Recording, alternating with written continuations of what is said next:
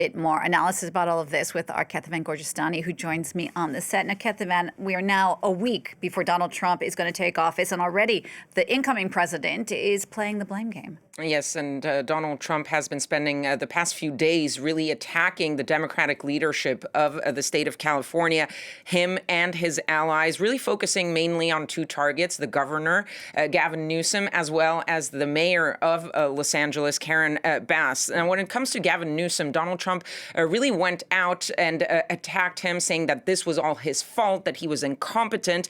And he specifically accused Gavin Newsom of refusing to sign a water restoration declaration, though the experts and the LA media looked into that, and that declaration actually doesn't exist. There is no such document that Gavin Newsom would not have signed.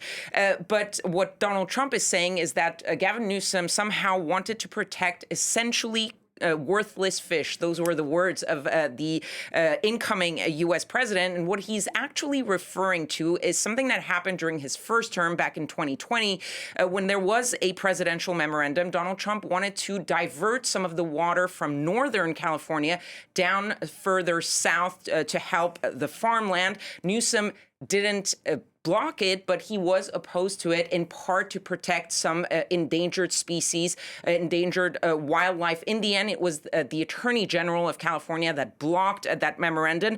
But experts are saying that even if that water was not coming from the north, this is not something that would have changed the situation in this case, because the current water levels in the reservoirs are around the normal average at this time of the year. There's only one reservoir, one that was close to the Palisades, that was hard hit, that was actually closed down for maintenance, and that's why it was empty. The only thing that Gavin Newsom agreed with Donald Trump was the fact that there were some fire hydrants that ran dry, and that is now being investigating to see exactly what happened there. All right, all of that controversy is actually about fighting the fires, but there's also been more political debate about the recovery after the fires. Absolutely, because already 24,000 people have applied with FEMA, the Federal Emergency Management Agency, to get help for that recovery. And Donald Trump there again accusing the administration, the federal administration this time, Joe Biden specifically,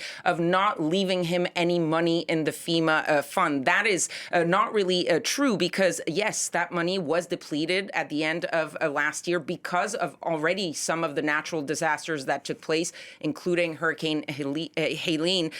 But Joe Biden signed a bill back in December that replenished that fund, adding $29 billion to the fund, bringing back the current balance to $27 billion. Now, that might not be enough to deal with all of the natural disasters that the U.S. is going to be facing, but that is not no money, $27 billion. But it is a political game for Donald Trump, and he's done things like that in the past. I mentioned Hurricane Helene. He had already accused Joe Biden of diverting FEMA money to help illegal immigrants, and he is still attacking FEMA. It's actually Donald Trump back in 2019 that did use some of that FEMA funding to build facilities along the border in his attempt to control the immigration on that U.S.-Mexico border.